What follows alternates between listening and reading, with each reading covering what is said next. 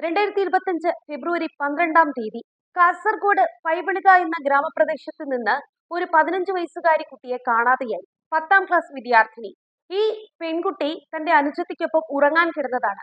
പുലർച്ചെ ഒരു 4 മണിയോടടുത്ത് ഈ അനുജത്തിക്കുട്ടി ചേച്ചിയെ ബെഡിൽ തപ്പി നോക്കിയപ്പോൾ ചേച്ചി ഇല്ല. ഉടൻ തന്നെ തന്റെ അച്ഛനെയും അമ്മയും വിവരം അറിയിച്ചു ചേച്ചിയെ കാണാനില്ല എന്ന്.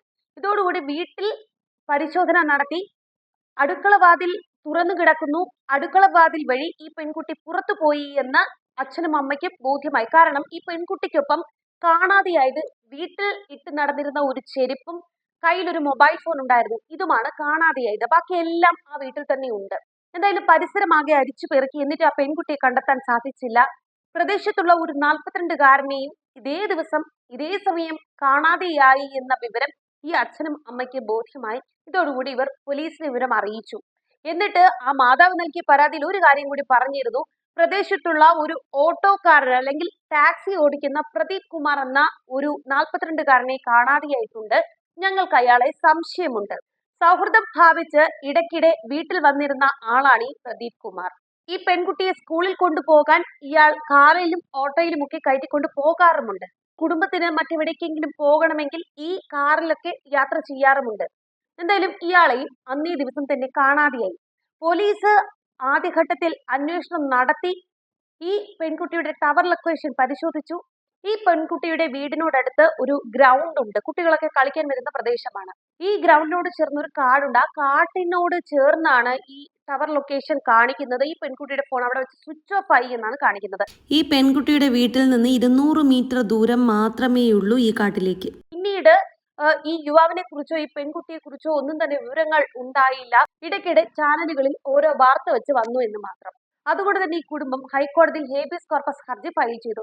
ഈ ഹേബിയസ് കോർപ്പസ് ഹർജി ഫയൽ ചെയ്തതോടുകൂടി പോലീസ് അല്പമൊന്ന് ഉണർന്ന് പ്രവർത്തിച്ചു.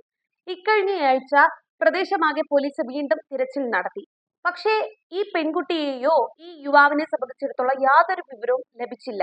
ഇന്നലെ പോലീസുകാരുടെ ഒരു 52-അംഗ സംഘവും നാട്ടുകാരും ചേർന്ന് ഈ പ്രദേശമാകെ അരിച്ചു പെറുക്കി ഈ കാട്ടിലും തിരച്ചിൽ നടത്തി. അതായത് ടവർ ലൊക്കേഷൻ കാണിച്ചിരുന്ന ഈ കാട്ടിൽ ഇരുവരുടെയും മൃതദേഹങ്ങൾ കണ്ടെത്തുകയായിരുന്നു. ഒരു അക്കേഷ്യ മരത്തിൽ ഒരു ചില്ലയിൽ ഇരുവരും തൂങ്ങി നിൽക്കുന്ന നിലയിലായിരുന്നു മൃതദേഹങ്ങൾ. ദിവസങ്ങളുടെ പഴക്കമുണ്ട് എന്ന് ആദ്യഘട്ടത്തിൽ തന്നെ വ്യക്തമായിരുന്നു. പക്ഷേ ഈ മൃതദേഹങ്ങളുടെ യാതൊരു തരത്തിലുള്ള ജീർണിച്ച സ്മെല്ലും പുറത്തേക്ക് വന്നിരുന്നില്ല എന്നുള്ളതാണ്. കാറ്റുള്ള പ്രദേശമാണ്. അങ്ങനെയെങ്കിൽ തീർച്ചയായും ഈ ഗ്രൗണ്ടിൽ കുട്ടികളൊക്കെ കളിക്കാൻ വരുമ്പോൾ സ്മെല്ലടിക്കണം. അത്തരത്തിലുള്ള യാതൊരു സ്മെല്ലും വന്നിരുന്നില്ല. അതുകൊണ്ട് തന്നെ ഇങ്ങനെ മൃതദേഹങ്ങൾ അവിടെ ഉണ്ട് എന്നുള്ളത് ആർക്കും സംശയവും തോന്നിയിരുന്നില്ല. സമീപത്ത് ഒരു കോഴി ഫാം പ്രവർത്തിക്കുന്നുണ്ട്. അതുകൊണ്ടായിരിക്കാം സ്മെല്ല് വരാത്തത് എന്നാണ് കരുതുന്നത്. എന്തായാലും ഈ മൃതദേഹങ്ങളുടെ പ്രാഥമികമായ പോസ്റ്റ്മോർട്ടം റിപ്പോർട്ട് പുറത്തു വന്നിട്ടുണ്ട്. 20 ദിവസത്തിലേറെ പഴക്കമുണ്ട് എന്നാണ് പ്രാഥമികമായ പോസ്റ്റ്മോർട്ടം റിപ്പോർട്ട് പറയുന്നത്. 20 ദിവസത്തിലേറെയായി ഈ മൃതദേഹങ്ങൾ ആ മരച്ചിലയിൽ തൂങ്ങിയാടാൻ തുടങ്ങിയിട്ട്. പക്ഷെ ആരും അറിഞ്ഞില്ല. നമ്മുടെ പോലീസ് സംവിധാനം ഒന്നും തന്നെ ഇത് അറിഞ്ഞില്ല. ആത്മഹത്യ എന്നാണ് പ്രാഥമികമായ പോസ്റ്റ്മോർട്ടം റിപ്പോർട്ട് പറയുന്നത്. എന്താണ് സംഭവിച്ചത് എന്ന് പരിശോധിച്ചാൽ പ്രാഥമിക ഘട്ടത്തിൽ പറയാൻ സാധിക്കുന്നത് ഈ പെൺകുട്ടിയെ പറഞ്ഞു മയക്കി ഒരുപക്ഷെ ഇയാൾ ട്രാപ്പിലാക്കിയിട്ടുണ്ടാകാം, പ്രണയം നടിച്ചിട്ടുണ്ടാകാം, ഈ പെൺകുട്ടി ആ വലയിൽ വീണിട്ടുണ്ടാകാം, എന്തായാലും ഈ ചെറുപ്പക്കാരനൊപ്പം പോയിട്ടുണ്ടാകാം. അങ്ങനെയായിരിക്കാം ഇത്തരത്തിലൊരു മരണം. എന്തായാലും ജീവിക്കുക സാധ്യമല്ല എന്ന് തോന്നിയപ്പോൾ ഒരുപക്ഷെ ആത്മഹത്യ ചെയ്തിട്ടുണ്ടാകാം. ഈ പെൺകുട്ടിയെ സംബന്ധിച്ചിടത്തോളം 15 വയസ്സ് മാത്രമാണ് പ്രായം. ആ യുവാവിന് 42 വയസ്സാണ്. നമ്മൾ സാധാരണ നാട്ടുമ്പുറങ്ങളിലൊക്കെ പറയും, നല്ല പ്രായത്തിൽ വിവാഹം കഴിഞ്ഞൊരു കുഞ്ഞുണ്ടായി എങ്കിൽ ഇയാളെക്കാൾ വലിയൊരു കുട്ടി ഇയാൾക്ക് ഉണ്ടായിരിക്കണം. അതായത് 42 വയസ്സുള്ള മനുഷ്യനാണ്.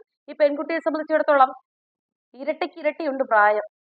ഇവർ ഒരുമിച്ച് തന്നെ ആയിരിക്കാം എന്ന് സംശയം തോന്നാനുള്ള ഒരു കാരണം എന്ന് പറയുന്നത് ഈ പ്രദീപ് ഇവർ അപ്രത്യക്ഷമായ ഫെബ്രുവരി 12-ാം തീയതി ഇവരുടെ ഒരു ബന്ധുവിന് ഇരുവരും ഒന്നിച്ചുള്ള 50-ലേറെ ചിത്രങ്ങൾ, അതായത് പല സ്ഥലങ്ങളിൽ വെച്ചുള്ള ഇരുവരും ഒന്നിച്ചുള്ള ചിത്രങ്ങൾ ഈ പ്രദീപിന്റെ ഒരു ബന്ധുവിന് അയച്ചു കൊടുത്തു എന്നാണ് പോലീസിൽ നിന്ന് ലഭിക്കുന്ന സൂചനകൾ. ചിത്രങ്ങൾ പലതും പലയിടങ്ങളിൽ വെച്ച് എടുത്തിട്ടുള്ളതുമാണ്. അതായത് സ്കൂളിലേക്കും മറ്റും ഈ പെൺകുട്ടി ഈ പ്രദീപ് കുമാറിന്റെ വാഹനത്തിൽ കയറി പോയിട്ടുണ്ട്. ഈ പെൺകുട്ടിക്ക് ഒരു തെറ്റ് സംഭവിച്ചാൽ തന്നെ അതിനെ പറഞ്ഞ് തിരുത്തി നേരായ വഴിക്ക് നടത്തേണ്ട വ്യക്തിയാണ് ഈ പ്രദീപ്. കാരണം ഈ പ്രദീപ് ആ കുടുംബവുമായി അത്രയേറെ സൗഹൃദം പുലർത്തിയിരുന്ന വ്യക്തിയാണ് എന്നാണ് ഈ കുടുംബം തന്നെ പറയുന്നത്.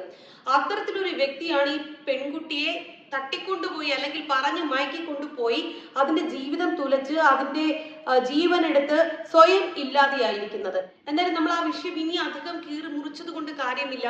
കാരണം ആ കുടുംബത്തെയാണ് അതെല്ലാം ബാധിക്കാൻ പോകുന്നത്. കാരണം പ്രദീപ് മരിച്ചു, ആ പെൺകുട്ടി മരിച്ചു, ആ അമ്മ കൂടുതൽ അന്വേഷണം നടക്കണം. കാരണം എൻ്റെ മകൾക്ക് എന്താണ് സംഭവിച്ചത് എന്ന് എനിക്കറിയണമെന്ന് ആ കുടുംബം ആവശ്യപ്പെടുന്നുണ്ട്. എന്തായാലും പ്രാഥമികമായ പോസ്റ്റ്മോർട്ടം റിപ്പോർട്ടിൽ പറയുന്നത് ആത്മഹത്യ എന്ന് തന്നെയാണ്. ആകെ ചുക്കിച്ചുളിഞ്ഞ ഒരു അവസ്ഥയാണ്, അഴുകി അതും ഉണങ്ങിയ ഒരു അവസ്ഥ. പ്രാഥമികമായ പോസ്റ്റ്മോർട്ടം റിപ്പോർട്ടിൽ പറയുന്നത് മമ്മിഫൈഡ് രൂപം എന്നാണ്. ഇന്ന് ഈ പെൺകുട്ടിയുടെ അമ്മ ഈ പെൺകുട്ടിയെ കാണാനില്ല എന്ന് കാണിച്ചു നൽകിയ ഹേബിയസ് കോർപ്പസ് ഹർജി കോടതി പരിഗണനയ്ക്ക് എടുത്തിരുന്നു. ആ പരിഗണനയ്ക്ക് ഈ ഹർജി എത്തുമ്പോൾ ഈ പെൺകുട്ടി ജീവനോടെ ഇല്ല. എന്തുകൊണ്ടാണ് നിങ്ങൾ ഇത്രയേറെ താമസം വരുത്തിയത് എന്ന നിർണായകമായ ചോദ്യമാണ് കോടതി ഈ അന്വേഷണ ഉദ്യോഗസ്ഥരോട് ഉന്നയിച്ചത്. ഒരു വിവിഐപിയുടെ മകളെയാണ് കാണാതെയായത് എങ്കിൽ ഈ 1 മാസത്തോളം പോലീസ് ഇങ്ങനെ പ്രവർത്തിക്കുമായിരുന്നോ എന്ന ഒരു ചോദ്യം കോടതി ഉന്നയിച്ചിട്ടുണ്ട്. എന്തായാലും അതിനെല്ലാം തന്നെ പോലീസ് ഉത്തരം നൽകേണ്ടി വരും. പോലീസ് കൃത്യമായ ഒരു അന്വേഷണം നടത്തിയിരുന്നുവെങ്കിൽ ഞങ്ങളുടെ മകൾ ഇപ്പോൾ ജീവനോടെ ഉണ്ടാകുമായിരുന്നു, അല്ലെങ്കിൽ ജീവനോടെ ഞങ്ങൾക്ക് ആ മകളെ തിരിച്ചു കിട്ടുമായിരുന്നു എന്നാണ് ഈ കുട്ടിയുടെ മാതാവ് കോടതിക്ക് മുൻപാകെ ഉയർത്തിയ വാദം. ഏതൊരു സാധാരണക്കാരനും ചോദിക്കാൻ ആഗ്രഹിക്കുന്ന ചോദ്യം തന്നെയാണ് കോടതി ഉന്നയിച്ചിരിക്കുന്നത്. ജസ്റ്റിസ് ദേവൻ രാമചന്ദ്രന്റെ ബെഞ്ചാണ് ഈ നിർണായകമായ ചോദ്യം ഉന്നയിച്ചിരിക്കുന്നത്. കേസ് ഡയറിയുമായി നാളെ അന്വേഷണ ഉദ്യോഗസ്ഥൻ ഹാജരാകണമെന്നാണ് ജസ്റ്റിസുമാർ ആവശ്യപ്പെട്ടിട്ടുള്ളത്. ഇനി എന്തൊക്കെ പറഞ്ഞ് എന്തൊക്കെ ന്യായീകരണങ്ങൾ അന്വേഷണ ഉദ്യോഗസ്ഥർ നിരത്തിയാലും ഒരു കോടതി ചോദിച്ചതുപോലെ ഒരു വിഐപിയുടെ മകളായിരുന്നുവെങ്കിൽ ഇത്തരത്തിലായിരിക്കും നമ്മുടെ പോലീസ് ഉദ്യോഗസ്ഥർ പെരുമാറുക. 1 മാസമാണ് കേസ് വൈകിപ്പിച്ച് ഒടുവിൽ മൃതദേഹം കണ്ടെത്തുന്ന അവസ്ഥ വരെ എത്തിച്ചത്. കാസർഗോഡുള്ള ഒരു ഉൾനാടൻ പ്രദേശമാണ് ഈ പൈവളിക. അതുകൊണ്ട് തന്നെ ഒരുപക്ഷെ പോലീസുകാർ കരുതി കാണും ഈ പെൺകുട്ടിയും ഈ 42-കാരനും കൂടെ കർണാടക ബോർഡർ കടന്നിട്ടുണ്ടാകും. അവിടെയാകുമ്പോൾ പ്രത്യേകിച്ച് ആരും അന്വേഷിക്കില്ല. ഇത് അതിർത്തി പ്രദേശം ആയതുകൊണ്ട് തന്നെ അവർ കർണാടക വഴി അതുവഴി അങ്ങ് പോയി കാണുമെന്ന് ഇവർ കരുതി കാണും. എന്തായാലും അവരുടെ അലംഭാവത്തിന് കിട്ടിയ ഒരു ഫലം എന്ന് പറയുന്നത് ആ പെൺകുട്ടിയുടെ മൃതദേഹമാണ് എന്ന് പറയാം.